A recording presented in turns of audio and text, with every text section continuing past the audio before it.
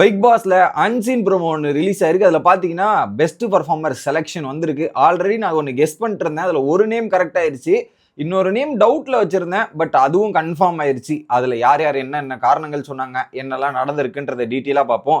வணக்கம் மக்களே, நேஷனல் உச்சிலிருந்து உங்கள் மணிவண்ணன். சேனலுக்கு புதுசாக இருந்தீங்கன்னா சப்ஸ்கிரைப் பண்ணிருங்க. வீடியோ பார்க்குற அனைத்து நபர்களும் மறக்காம லைக்கை போட்டுருங்க. நான் எத்தனை வாட்டி கேட்டாலும் பல பேர் லைக்கே போடாமல் வேலை பார்க்குறீங்க. ஸோ லைக்கை போட்டு வீடியோ பார்த்தா ரொம்ப ரொம்ப நல்லா இருக்கும். கண்டென்ட்டுக்குள்ளே போயிடலாம். இந்த வாரம் முழுவதும் மிகவும் சிறப்பாக பங்கெடுத்து கொண்ட 2 நபர்களை தேர்ந்தெடுக்க வேணும்ன்ற மாதிரி பிக் பாஸ் அனௌன்ஸ்மெண்ட் பண்றாரு. அந்த டாஸ்க் கார்டன் ஏரியாவில் நடக்குது.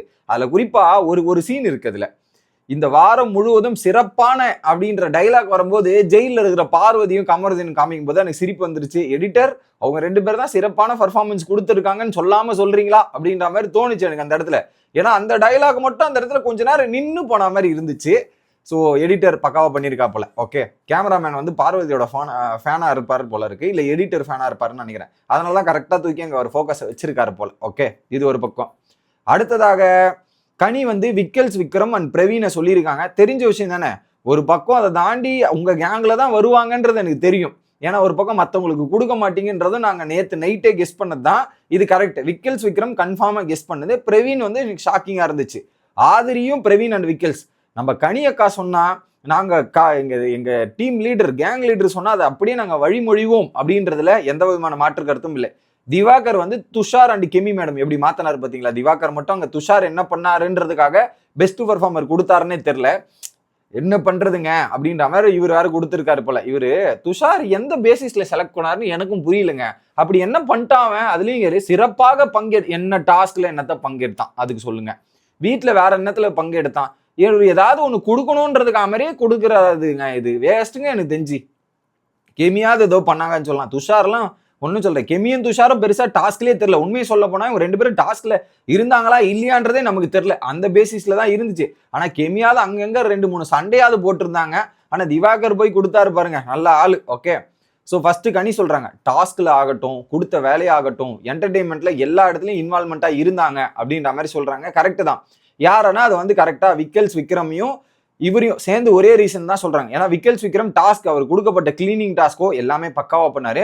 இன்னொரு பக்கம் பிரவீன் அவருக்கு கொடுக்கப்பட்டது கிச்சன் டாஸ்க், கிச்சன் வேலை, அது எல்லாமே பக்காவா பண்ணிட்டு ஸ்கிட்டுமே நைட் எல்லாம் புதுசா ஸ்கிட்டா இருக்கட்டும், அவங்களுடைய டேலண்ட்டை வெளிப்படுத்தணுன்ற மாதிரி நிறைய ஸ்கிரீன் பேஸ் எடுத்ததா இருக்கட்டும், பிக் பாஸ் கூப்பிடும் போது அவங்களுடைய இன்ட்ரோ சீன்ல வந்து பாத்தீங்கன்னா சாங் பண்றதா இருக்கட்டும், அந்த பீட் பாக்ஸ் இருக்குல்ல, அந்த பீட் பாக்ஸை இம்ப்ரூவ் பண்றதா இருக்கட்டும், நிறைய விஷயங்கள் பண்ணாங்க. Definitely I agree. அதில் மாற்றுக்கிறது இல்லை. அவங்க 2 பேரும் நல்லா பண்ணியிருக்காங்கன்றதால அக்ரி. அந்த கனி சொன்ன ரீசன் வேலிடா தான் இருந்துச்சு, இன்வேலிடா தெரியல. அடுத்து வியானா ஒரு வைப் வச்சுட்டே இருந்தாங்க விக்கல்ஸ் அப்படின்னு சொல்றாங்க. ஸோ வியானா ஒரு பக்கம், வியானா, சுபிக்ஷா மற்றும் விக்கல்ஸ் ஒரு புதிய கூட்டணி, ஒரு சின்ன மினி குரூப் இப்பதான் உருவாகுது, மினிசா. ஆனா அவர் வந்து ஒரு வைபா வச்சுட்டு இருந்தார். ஒரு நல்ல என்டர்டைன்மெண்ட், அவங்களுக்கு ஒரு நல்ல அட்வைஸ், ஒரு வந்து எப்படின்னா ஒரு அறிவுரை சொல்ற ஒரு ஆளாக தான் பார்த்துட்டு இருக்காங்க. Right, okay. அடுத்து சுபிக்ஷா, பிரவீன், வினோத்தும் பிரவீன். வினோத் என்ன சொல்றாருன்னா எல்லா திறமையும் இருக்கு அவர்கிட்ட, பயங்கரமான திறமைசாலி, திறமைகள்லாம் இருக்குன்றது தான். பட் அந்த திறமைகள் இருக்கு, அவரோட இன்டென்ஷன். இத்தனைக்கும் பிரவீன் வந்து ஆல்ரெடி நாமினேஷன் ஃப்ரீ பாஸ் வாங்கிட்டார், சூப்பர் டீலக்ஸுக்கு போறாரு. இப்போ அவர் கேப்டன்சி பதவி வரப்போகுது. கேப்டன்சி டாஸ்க்குமே பார்ட்டிசிபேட் பண்ணோம். அவர் எதிர்பார்த்துட்டு இருந்தது நான் கேப்டன்சி டாஸ்க்ல இருக்கணும்ன்றது தான் அவரோட எண்ணம். ஏன் ரம்யா கிட்ட டீல் போடும்போது கூட நாமினேஷன் ஃப்ரீ பாஸ் நான் வேற யாருக்கு கூட கொடுத்துட்றேன், அந்த சூப்பர் டீலக்ஸ் வேற யார் வேணாலும் நான் போக சொல்லிடுறேன், ஆனா நான் கேப்டன்சியில பார்ட்டிசிபேட் பண்ணணும், கேப்டன்சில நான் ஒரு அச்சீவ்மெண்ட் பண்ணணும் அப்படின்ற வெறி மட்டும் அவர்கிட்ட இருக்குதுன்றது நான் கிளியரா பார்த்துட்டேன். இல்லைன்னா ஏன் அந்த மாதிரி ஒரு டீலை போடணும். ஸோ இந்த இடத்துல பிரவீன் வந்து தீயா வேலை செய்ய போறாரு போல இருக்கு இந்த கேப்டன்சி டாஸ்க்காக. எந்த மாதிரி டாஸ்க் வைக்க போறாங்கன்னு தெரியல. இது ஒரு பக்கம். அடுத்து துஷார், அவரும் பிரவீன் தான். டாஸ்க்ல ஒரு ஃபைட்டிங் ஸ்பிரிட் காமிச்சாரு பாருங்க, வேற மாதிரி இருந்துச்சுன்னு. கரெக்ட் தான். அவர் தான் அந்த டீலர்ல பக்காவா டீல் போட்டு ஒவ்வொருத்தர்கிட்டையும் டீலை போட்டு காயின் வாங்கினது என்னமோ அது இவர் தான், பிரவீன் தான், மாற்றுக்கிறதே இல்லை. ஸோ பக்காவா கேம் விளையாடி இருக்கார் இந்த வாரம் அப்படின்றத சொல்லலாம். Okay, agri. ஸோ மேக்ஸிமம் வந்து விக்கல்ஸ் விக்ரம் அண்ட் பிரவீன் தான் ஆல்மோஸ்ட் அந்த கேப்டன்சி கண்டக்டர்ன்றது ப்ரோமோட எண்டில் தெரிஞ்சிச்சு. ஆனா இதுல ஹைலைட்டான விஷயமே இதுதான்.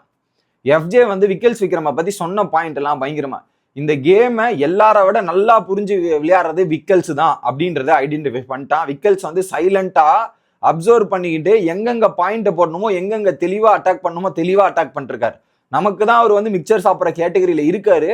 பட் பார்வதியை வீக்கெண்ட்ல வந்து அந்த பிரசன்டபிள் கப்புள் போட்டதா இருக்கட்டும், இன்னைக்கு வந்து நெகட்டிவ் மட்டும் இல்ல கிரியேட்டிவிட்டி இருக்குன்ற ஒரு பாயிண்ட் போட்டதா இருக்கட்டும், எந்தெந்த இடத்துல எந்தெந்த பாயிண்ட் போடணும்னு ரொம்ப தெளிவா அப்சர்வ் பண்ணி வச்சிருக்காரு, வேற லெவலா ஃபோக்கஸ் பண்ணி வச்சிருக்காரு.